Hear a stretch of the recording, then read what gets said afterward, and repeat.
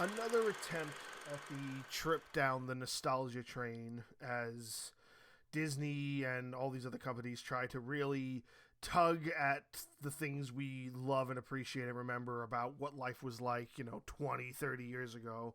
This is just another example of that. However, not bad. When you think about what the Santa Claus brought to the table in terms of different Santa movies, different Christmas movies, the Santa Claus to me stands out as one of the all-time top newer versions of a story for what to bring to the table when it comes to what the Santa Claus represents, what the Santa Claus could be. And I think it kind of laid the foundation for what you could actually do with this story. How many different ways can you produce the Santa Claus and make it where it's not just what we know about it? It's unfortunately the truth that most of those unique stories, you really don't see a lot of them over the years, and very recently they have started to do better with it. I've done entries for the Christmas Chronicles. I have another movie I'm thinking about. I'm thinking about watching that's coming up soon on my list of things to watch this season. Probably going to do an entry about that. And I finally got to sit down with this series, which is a continuation of the trilogy that came out. I believe the last one came out around 2006, of the Santa Claus kind of universe created with Tim Allen prizing the role of Santa. Now, for those who know and love the original Santa Claus, it's a great story. If you're too young to remember that, we're in 2022, so let's say you're 15 years old. The original movie, the original Santa Claus movie, is from 1994, and it was this kind of Tim Allen, I don't want to say launcher, but it's just like the mid 90s into the later 90s was really big for Tim Allen and movies. Like, we're talking Tim Allen had Home Improvement, which was a very successful sitcom. You had, oh geez, what was that?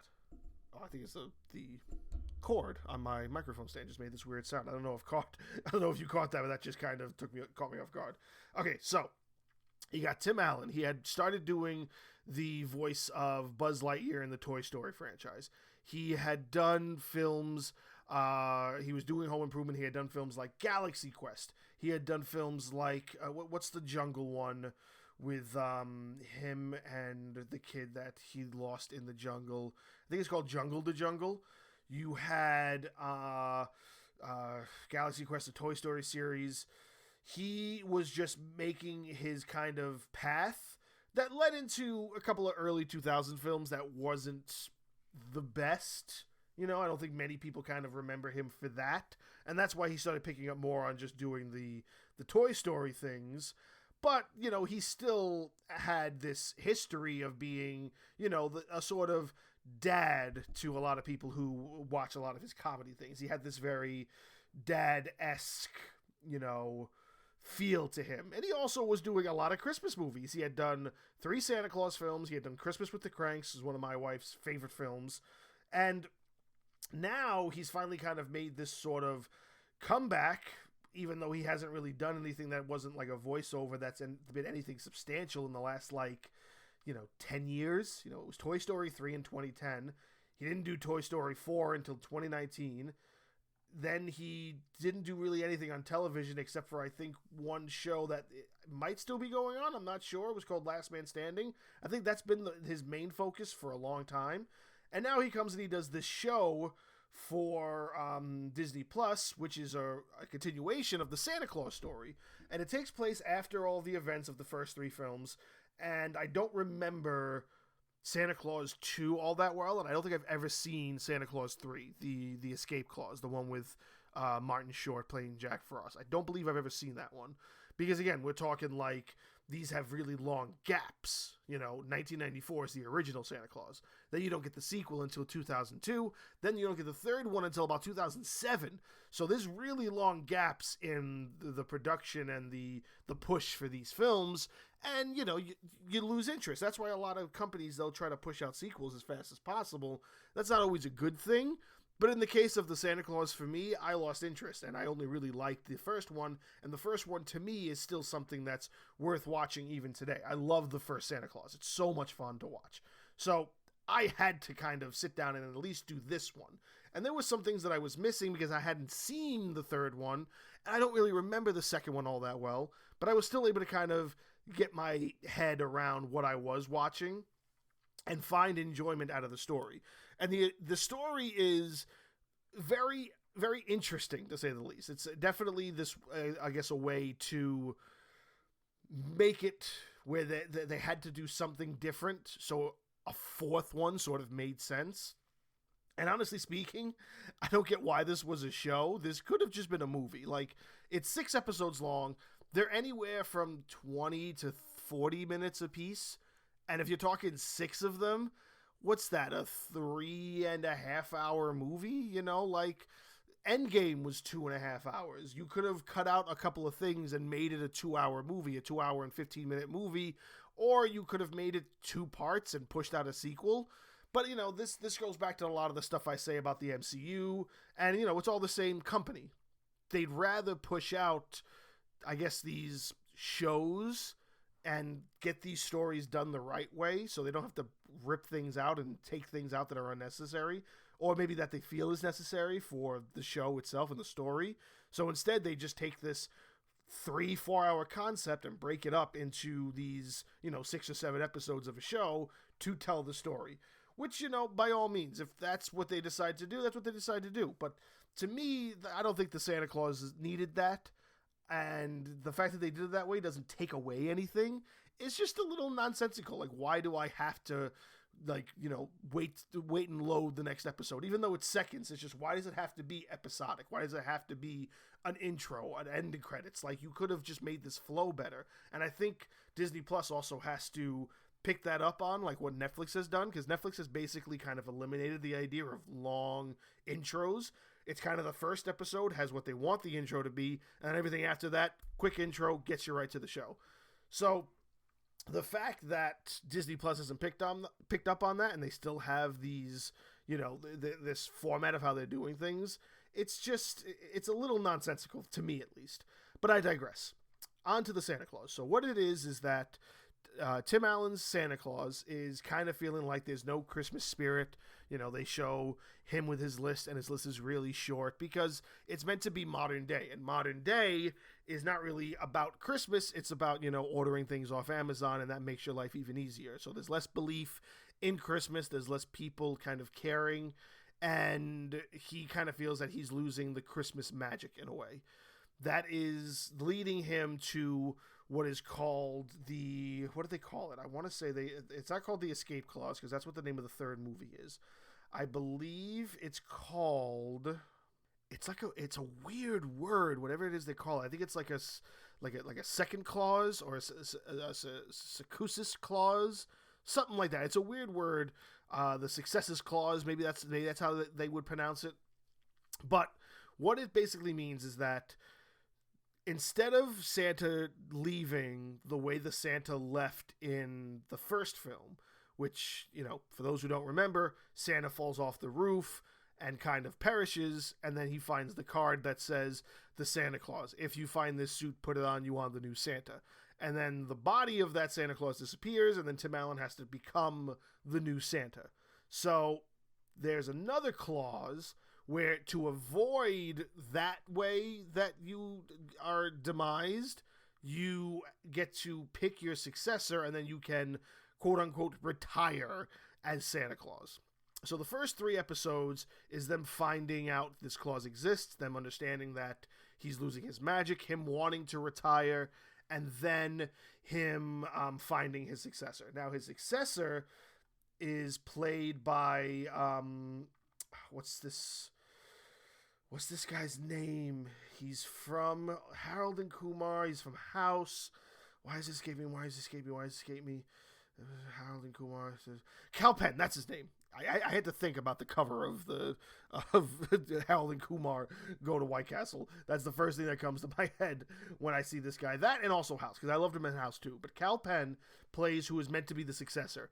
And he's this guy who's trying to become essentially the next Jeff Bezos, but he's not being successful at it. And he's a single father, and he's a toy maker, and it all plays into why Santa kind of picks him. So Santa picks him and he goes off to retirement, and he brings his family, who he now has, a son and a daughter, and you have Mrs. Claus, and they go back to normal living. Now, while he's being in the normal living world and trying to be retired, things go really sour at the North Pole, where his successor, played by Kal Penn, isn't really doing justice to Christmas, to the extent that, like, the magic is dwindling so much that elves start disappearing. The magic of the Santa coat doesn't want anything to do with him. It runs away from him. He's so narcissistic about his ways that things are going to work out for him, that he doesn't care about the things about Christmas. He's like, I need to make it Christmas every day. And it's this real, I don't want to say it's a poor way they turn him into the bad guy, but it really is this really nonchalant way they do it, where if you don't realize that, oh, he's supposed to be the bad guy, then you would kind of just miss the change, I guess you could say, because it's really quick, it's really subtle, and it's just a really not bad, it's not a creative way to express he's now the bad guy, he's now gonna ruin Christmas and everything. And it gets to the point where it's like, you think he's the good guy in the beginning. I mean, not necessarily the good guy, but not the bad guy. You don't expect him to be the bad guy. And then he turns into it, and you kind of see that trickle-down effect of him turning into the bad guy, and you go, that really isn't... It's not a good way of how they could have done it. It's just this half-assed way. It felt very half-assed, I want to say. And a lot of the stuff he does is just really annoying. It's not like making him look better. It's almost like him being a jerk to make you hate him more, but purposefully. It's like trying to get purposefully people angry at you purposefully for saying the most obnoxious things, but you're doing the most simplest things to do it with. It's almost more annoying than it is creating this kind of environment where you are mad or upset at him for it. So there is a little bit of a lack in, I guess, the storytelling department, which could have probably gotten tightened up a little bit with maybe some different choices in the path that the story takes, or even just the idea of it being this extended 6-episode thing, cutting out some things, tweaking the way they presented the quote-unquote bad Santa, and making that turn into what the protagonist, what the antagonist of the story essentially is. And Tim Allen goes back, spent to save the day, blah blah blah. We all know that eventually Tim Allen just becomes Santa again.